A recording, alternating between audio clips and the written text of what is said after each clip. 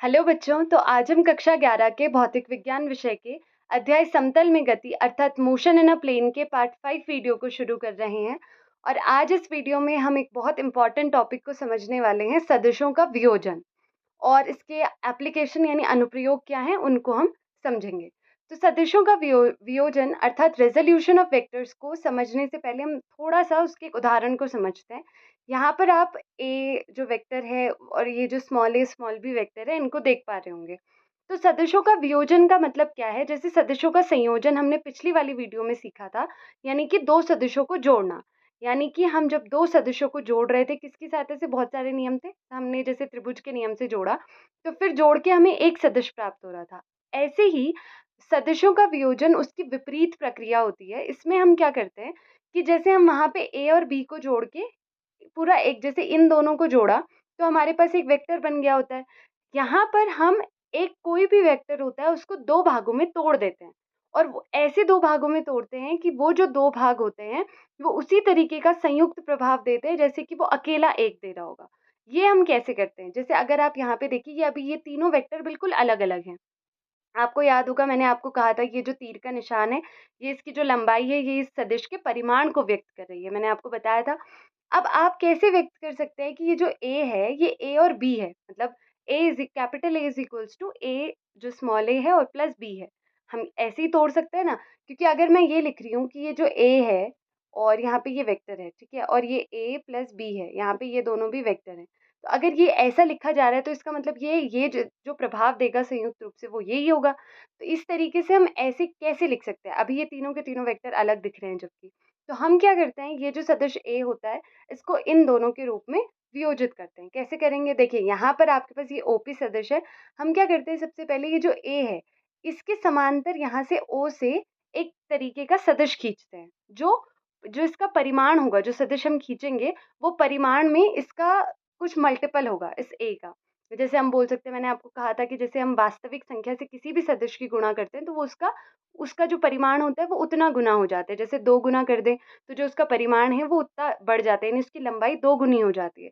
तो यहाँ पर जैसे मान लिया, मैंने क्या किया, ये एक लाइन खींची। लाइन कैसी है? ए के बिल्कुल पैरेलल है ना? ये जो ए वेक्टर है स्मॉल ए, ये इसके पैरेलल है और इसको कुछ नाम दे दिया ओ क्यू, और ये इस तरीके से खींची कि इसका जो परिमाण है, जैसे ये इसके बिल्कुल पैरेलल है ये वाली लाइन, इसका जो परिमाण है ये इसका कुछ मल्टीपल होगा। जैसे मैंने लिखा कि ये लैम्डा ए है, यानी कि इसका जो मल्टीपल है ये इस तरीके से लिख दिया हमने कि ये लैम्डा ए है। ऐसे ही अब मैंने क्यू से पी की तरफ एक लाइन खींची जो बी का एक मल्टीपल है और बी के समांतर है। तो अब देखिए, यहाँ पर अब थोड़ा सा वीडियो को पॉज करके जरा त्रिभुज का नियम लगाइए इस पूरे उसमें, और इनकी डायरेक्शन मैंने दी थी, इसी की डायरेक्शन में थी। तो अगर आप त्रिभुज का नियम लगाएंगे तो आपको एक चीज मिलेगी, वो है ये A is equals to O P. हम लिख सकते हैं, वो तो मैंने लिखा ही है। तो देखिए, यहाँ से आप शुरू करेंगे दिस ओ क्यू, फिर क्यू पी प्लस, और ये क्योंकि विपरीत दिशा में हम जोड़ते हैं फिर त्रिभुज को पूरा करने के लिए, तो O Q plus P Q या O Q plus Q P भी आप इसे लिख सकते थे। तो ये हो जाएगा ओ पी के बराबर। और इसी को अगर आप थोड़ा और अच्छे से लिखें, यानी कि इन लैम्डा ए म्यू बी की वैल्यू लिखें। म्यू और लैम्डा क्या है? वास्तविक संख्या। जैसे अगर मैं 2 या 3 लिखती तो आपको अच्छे से समझ आ जाता कि 2 गुना हो गया, 3 गुना हो गया, तो वैसे ही है ये। इस तरीके से हमने ये लैम्डा ए और म्यू बी के रूप में उसको ए को लिख दिया, ठीक है। और लैम्डा ए म्यू बी कुछ नहीं है, वो केवल उसका परिमाण बता रहे हैं। तो हम इस तरीके से एक सदिश ए है उसको हम ए और बी के अनुदिश दो सदिश घटकों के रूप में वियोजित कर सकते हैं। यानी कि हमने जैसे हम जोड़ सकते हैं वैसे ही हम उसको उन दो भागों में तोड़ भी सकते हैं, जिसका संयुक्त प्रभाव वही रहेगा जो कि इस ए का था, क्योंकि वो उसके ठीक बराबर में लिखा जा रहा है। ये खैर खैर केवल एक एग्जाम्पल था, इसको हम कैसे अप्लाई करेंगे वो हम देखते हैं। अब देखिए, एकांक सदिश यूनिट वेक्टर का हम यूज करेंगे। तो ये मैंने आपको बताया था क्या होता है एकांक सदिश, जिसका परिमाण एक होता है और जो दिशा के लिए केवल यूज होता है, दिशा के लिए यूज होता है, लेकिन वो सबसे ज्यादा महत्वपूर्ण यूज होता है इसका। अब आयतीय निर्देशांक निकाय, जिसको हम समकोणीय निर्देशांक निकाय भी कहते हैं, क्योंकि सारे के सारे परपेंडिकुलर होते हैं। ये एक्स एक्सिस देखिए, वाई और ये जेड, तीनों एक दूसरे के परपेंडिकुलर है, 90 डिग्री का एंगल बना रहे। तो हमने पढ़ा था एक्स के अनुदिश आई से, वाई के अनुदिश जे से, और जेड के अनुदिश हम के से दिखाते हैं यूनिट वेक्टर यानी एकांक सदिश को। अब हम इसका यूज करेंगे, ये जो एकांक सदिश होते हैं, एकांक सदिशों के रूप में हम वियोजित करेंगे ए को। यानी ए बराबर कुछ ऐसा लिखेंगे जो एकांक सदिशों के रूप में दिखाएगा, यानी कि उसकी दिशा को भी दिखाएगा। उसके लिए हम सबसे पहले एक सदिश लेते हैं ए, ठीक है। अब ए सदिश हमने लिया तो हम एक्स डायरेक्शन की तरफ यानी एक्स दिशा, अब देखिए हमें ये तो पता ही रहता है कि इतना तो हम जानते हैं, वैसे त्रिविमीय सदिश भी हमें पता होता है, लेकिन हम एक्स और वाई को तो जानते हैं। तो हम इसके यहाँ पे एक्स की तरफ एक लाइन खींचेंगे, एक सदिश खींचेंगे, और वाई की तरफ एक सदिश खींचेंगे, और फिर वहां से एक त्रिभुज बनाकर ए को वियोजित करेंगे। तो अब हमने यहाँ पर इस तरीके से हम वियोजित करना चाहते हैं कि a1 प्लस a2 हो, तो इसके लिए हमने एक सदिश खींचा जिसका नाम है a1। हमने इसके परपेंडिकुलर में एक सदिश खींचा a2। अब हम कैसे त्रिभुज का नियम लगाएंगे, पहले त्रिभुज बनाना पड़ेगा, तो हमने इसकी जो डायरेक्शन है ये इस तरफ है, ये इस तरफ है, और ये बना दी हमने एक त्रिभुज के लिए, डॉटेड लाइंस खींच दी। अब देखिए क्योंकि ये यहाँ पर आयत बना रहा है, हो सकता है आपको ये वर्ग भी लगे, लेकिन ये आयत है, ये वाली भुजा इस वाली भुजा से थोड़ी लंबी है, यानी कि थोड़ी ज़्यादा बड़ी है, तो ये आयत है। अब यहाँ पे ये आयत की आमने सामने की भुजाएं सेम, तो ये भी आपके पास a2 हो जाएगा, क्योंकि ये है और इसकी डायरेक्शन इस तरीके से है, ऊपर की तरफ है, तो ये a1 इस तरफ है, यानी कि a1। अगर आप त्रिभुज का नियम इसमें लगाएं, वीडियो को पॉज करके आप साथ साथ लगाते रहिएगा, एक कॉपी रखिए और उसमें लगाते रहिए, पहले साथ ही साथ करते रहिए। तो a1 प्लस a2, और ये विपरीत दिशा में जा रहा है और इज इक्वल्स टू में a। तो देखिए हमने इन्हें जोड़ दिया, और ये सदिश का निशान तो ये है, तो इन्हें हमने जोड़ कर लिख दिया इस रूप में, ठीक है। अब यहाँ पे अभी मैंने एकांक सदिश के रूप में व्यक्त नहीं किया है, तो एकांक सदिश के रूप में मैं वियोजित इस तरीके से करूंगी। इसको मैं आपको समझाती हूँ। देखिए एक्स दिशा की तरफ ये है एक्स डायरेक्शन, ये जो दिखा रहा है, तो हम आई से व्यक्त करते हैं, और वाई की तरफ हम जे से व्यक्त करते हैं। तो हम ये जो ए होता है, हम अभी आगे वाली स्लाइड में देखेंगे, ये जो तरफ है हम ए एक्स आई उसे कह रहे हैं, यानी कि ये एक्स डायरेक्शन में है, तो उसे ए एक्स, और उस ये जो आई बता रहा है ये उसकी डायरेक्शन को बता रहा है, ऐसे ये ए वाई उसके परिमाण को, और जो जे है वो उसकी डायरेक्शन को बता रहा है, और ये तब संपूर्ण रूप से मिलकर ये ए एक्स आई, ये ए वाई जे, ये क्या बना रहे हैं आपके पास, एक सदिश बना रहे हैं। जैसे अगर मैं यहाँ पे अभी लिखूं कि ये तो ये हो गए हमारे, और इसको इस रूप में लिखूं क्योंकि ये इनके बराबर है a1 a2, तो अगर मैं इसमें इनके मान रखूं तो क्या आ जाएगा हमारे पास, ये वाला जो है, ये बहुत इंपॉर्टेंट है कि आप ए को आपने ए एक्स आई और ए वाई जे के रूप में लिखा, तो ये जो है ये पूरा का पूरा एक कंप्लीट सदिश है, यानी कि ये ए एक्स अकेला सदिश नहीं है, ये ए एक्स आई जो है हम इसे ए एक्स भी बोल देते हैं। ए एक्स यानी कि जो एक्स डायरेक्शन की तरफ ए का कंपोनेंट होगा, घटक होगा, ये हम अगली स्लाइड में देखेंगे। ए वाई भी लिख सकते हैं इसको, लेकिन जब आप उसके आगे आई और जे लिख रहे हैं तब ये कंप्लीट एक सदिश बन रहा है,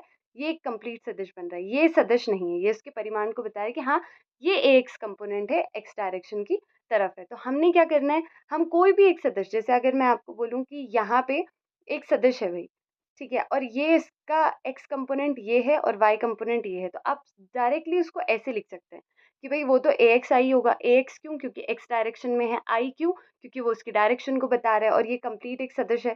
प्लस ए वाई जे हो गया, फिर वो एक पूरे कंप्लीट सदिश को बता रहा है वाई डायरेक्शन में, और उन दोनों को जोड़ दिया तो हमारे पास ए आ जाएगा, क्योंकि वो भी एक पूरा पूरा सदिश है। हम केवल ऐसे ही नहीं लिख सकते, हमें पूरा, क्योंकि ये जो है ये सदिश को बता रहा है, लेकिन अगर मैं केवल ए एक्स लिख रही हूँ तो वो सदिश को नहीं बता रहा है, ठीक है, इसलिए हम ये वाला रूप इसका लिख रहे हैं, ये वाला, ठीक है। अब हम आगे चलते हैं। हम अब ये जो क्षैतिज घटक और ऊर्ध्वाधर घटक की मैं आपको बात बता रही थी, हमने ये सीखा, तो ये जो एक्स डायरेक्शन में ये घटक होता है इसको कहते हैं क्षैतिज घटक, और ये जो वाई डायरेक्शन में होता है ए वाई जे, उसको कहते हैं ऊर्ध्वाधर घटक, ठीक है। बाकी ये डायग्राम तो हम समझ चुके हैं। अब इसके बाद एक इम्पॉर्टेंट चीज़ और है, मैंने यहाँ पे ये थीटा भी लिखा है कि ये जो सदिश है ये जब किसी भी डायरेक्शन की तरफ, जैसे ये एक्स अक्ष की तरफ एक थीटा बना रहा है, ठीक है, जिस भी डायरेक्शन की तरफ ये थीटा बनाता है उसको हम फिर, जैसे हम कॉस थीटा और साइन थीटा के टर्म्स में प्रदर्शित करेंगे इसको, तो ये अगर थीटा इस तरफ बता रहा है, जैसे अब मुझे अच्छे से पता है तो मैं ये बता सकती हूँ कि ये जो थीटा जिस भी डायरेक्शन के साथ बना रहा है, जिस भी सतह के साथ, जैसे अगर ये इस तरफ से बना रहा है तो ये जो सतह की तरफ इसका क्षैतिज घटक है ये एक्स कॉस थीटा के बराबर होगा और ये ए वाई साइन थीटा के। लेकिन ये कैसे आया ये मैं आपको बताती हूँ, अभी आपको कुछ समझ नहीं आ रहा होगा शायद वैसे ज़्यादा, तो ये मैं बात कर रही हूँ जो ये कह रहे हैं ये कैसे आया, हम इसकी ए एक्स को कैसे लिख रहे हैं। अब ए एक्स मैंने आपको बता दिया, वो केवल ये बता रहा है क्षैतिज घटक, बाकी ये बता रहा है आपके पास सदिश। तो देखिए ये ए एक्स ही है, ये पूरा का पूरा ये आपके पास ए एक्स है, तो देखिए ये ए एक्स है, ये थीटा है।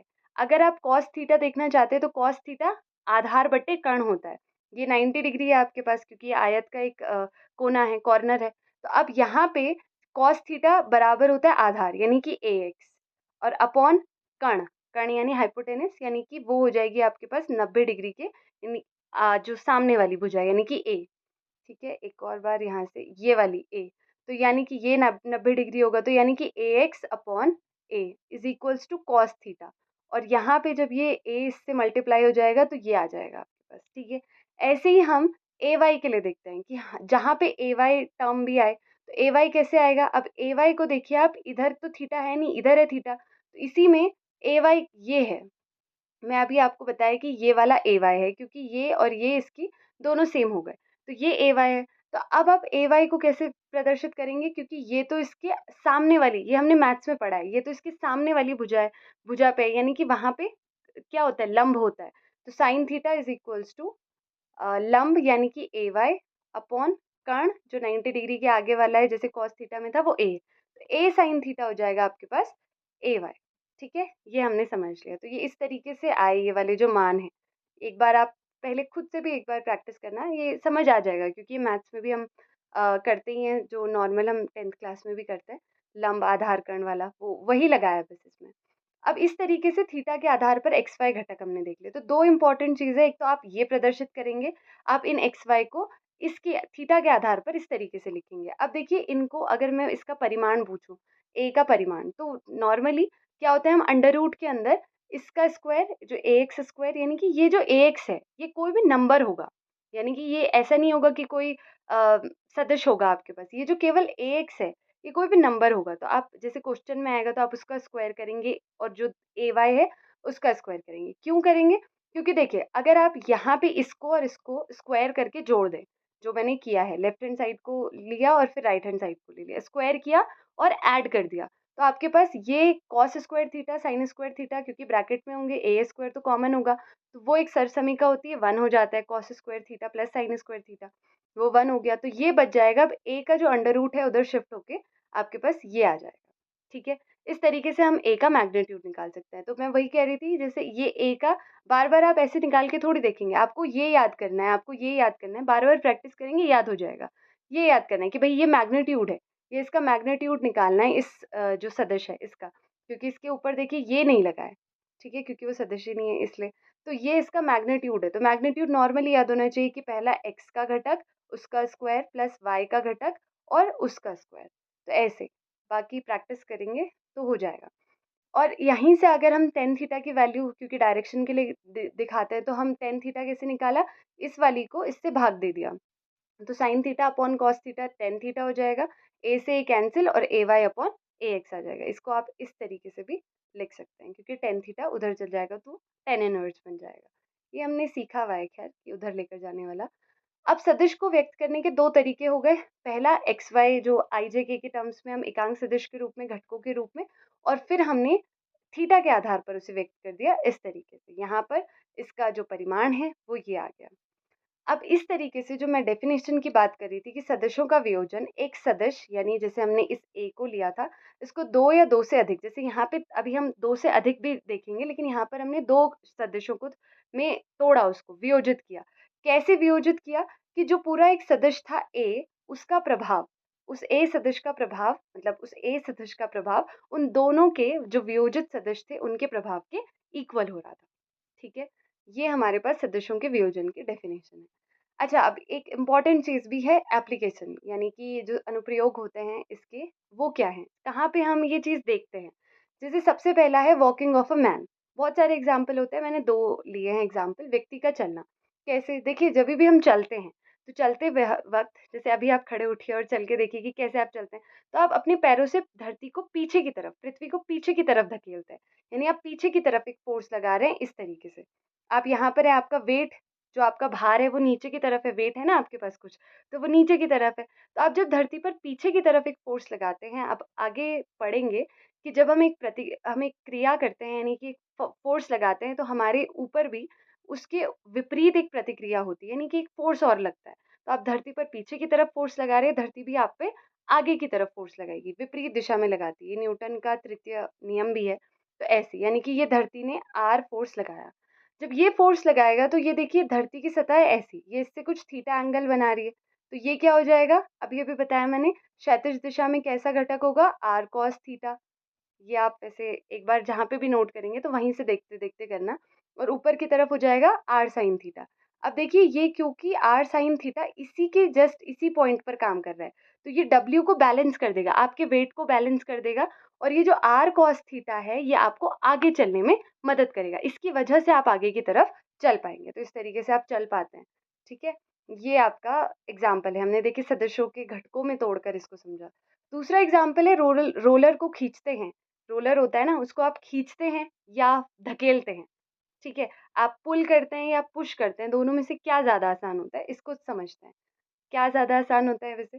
अभी देखते हैं कि क्या ज़्यादा आसान होता है। देखिए ये इसका रोलर का मान लिया एक गोल सा कुछ चीज़ है। रोलर देखा होगा वैसे आपने, नहीं देखा तो गूगल कीजिए, देखिए कि कैसा होता है रोलर। तो जैसे मैंने एक वो बना दिया कि एक फेस बना दिया कि आप कैसे खींचेंगे।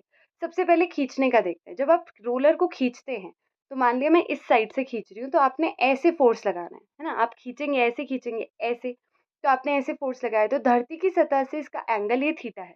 ठीक है, अब यहाँ पर ये थीटा बन रहा है और ऊपर की तरफ इसका क्या बन रहा है, जो ऊर्ध्वाधर घटक है वो बन रहा है। तो यहाँ पर ये n या r में इसे कहूँ तो ये n cos थीटा होगा, ये n sin थीटा। और इसका जो पूरा का पूरा रोलर का भार है वो नीचे की तरफ। तो देखिए भार नीचे की तरफ है और ऊपर की तरफ n sin थीटा है, तो ये एक दूसरे को कैंसिल तो नहीं करेंगे जैसे पिछले एग्जाम्पल में कर रहे थे, क्योंकि वो एक ही बिंदु पर काम नहीं कर रहे, अलग अलग बिंदु पर काम कर रहे, लेकिन उसके प्रभाव को कम कर देंगे। तो यानी कि जो इसका भार होगा W, ये माइनस एन साइन थीटा के बराबर आपको महसूस होगा, यानी कि उस रोलर का भार आपको कम महसूस होगा। बाकी एन कॉस थीटा की वजह से तो आप उसे खींचेंगे। तो जब आप रोलर को खींचेंगे तो यहाँ पर आपको भार, जो नेट भार मिलेगा, प्रदर्शित होगा, वो इतना होगा, यानी कि आपको कम महसूस होगा। अब आप रोलर को धकेलते हैं जब, यानी कि जब आप उसको धक्का मारते हैं, इसी तरफ से अगर हम मारे, यानी कि ऐसे आप ऐसे फोर्स लगा रहे हैं तो अंदर की तरफ, और यहाँ पर उसका भार नीचे की तरफ भी है, आप इस पॉइंट पर लगा रहे हैं फोर्स, तो मैंने उसको ज़्यादा एरो नीचे हो गया तो ऐसे लगा रहे हैं। अब देखिए यहाँ पर हम इधर वाली साइड से भी लगा सकते हैं, उस उधर तरफ से समझना आसान होता है, लेकिन जब मैं इस तरफ लगा रही हूँ तो देखिए सतह कैसी है, ऐसे है। कोई भी, क्योंकि एक ऐसे बनाते हैं हम, और ये थीटा होता है क्योंकि, तो ये इसका क्षैतिज घटक हो जाता है, ये ऊर्ध्वाधर घटक हो जाता है। तो यहाँ पर क्योंकि आप इस तरीके से लगा रहे हैं और सतह ये है जो हॉरिजॉन्टल है, क्षैतिज है, तो ये थीटा बन रहा होगा। और नीचे की तरफ आपका, क्योंकि ऊपर की तरफ तो नहीं बनेगा ना, क्योंकि ऊपर की तरफ तो ये डायग्राम ऐसे चल जाएगा। अब इतना डायग्राम अगर आप इस वाले को छुपा दें तो ऐसा तो डायग्राम नहीं बनना, ऐसे ही बनना है। तो यानी कि नीचे की तरफ इसका ऊर्ध्वाधर घटक होगा और नीचे की ही तरफ भार भी है, तो ये आपके भार को ज़्यादा कर देगा, यानी कि ये एन साइन थीटा जो है ये इस डब्ल्यू में ऐड हो जाएगा और आपको भार ज़्यादा महसूस होगा उस रोलर का। तो इस तरीके से हमारे पास जो ये धकेलना होता है ये मुश्किल होता है खींचने से, तो इसीलिए कौन सा ज़्यादा सरल है, रोलर को खींचना। ये हमने देख लिया। आप जब रोलर को एग्जाम्पल देखेंगे तो धकेलने वाले को इधर वाली साइड से या खींचने वाले को भी इधर वाली साइड से भी बना सकते हैं। मैंने इधर वाले को आपको समझाया। तो इस तरीके से आज इस वीडियो में हमने सदस्यों के वियोजन को समझा। सबसे पहले कि ये जोड़ने की विपरीत क्रिया है, सदस्यों को जैसे आप जोड़ते हैं, हमने आई जे के रूप में उसको व्यक्त किया है। इस तरीके से सबसे पहले हमने A1 A2 के रूप में लिखा, ये केवल एग्जाम्पल देने के लिए था आपको। और फिर उसके बाद हमने उसको एकांक सदस्य के रूप में लिखा। और ये याद रखना है यहाँ पे कि ये जो AX आई है ये एक सदस्य है, AY J एक सदस्य है, AX AY अकेला एक सदस्य नहीं है, क्योंकि जब आप क्वेश्चन में भी देखेंगे तो वहां पर भी ये एक नंबर की फॉर्म में होंगे। ठीक है, फिर हमने थीटा के आधार पर इसको क्षैतिज घटक ऊर्ध्वाधर घटक में व्यक्त किया। फिर हमने देखा कि इसका जो परिमाण होगा, इन दोनों जो समीकरण थी उनको स्क्वायर किया, जोड़ दिया, तो हमारे पास ये आ गया। बाकी आपको याद ये रखना है, डायरेक्ट याद होना चाहिए, जब तक आप प्रैक्टिस करेंगे हो जाएगा। इस तरीके से हमने टेन थीटा के लिए भी लिखा था, फिर टेन इनवर्स हो गया वो उधर जाके, और दो अनुप्रयोग हमने सीखे लास्ट में।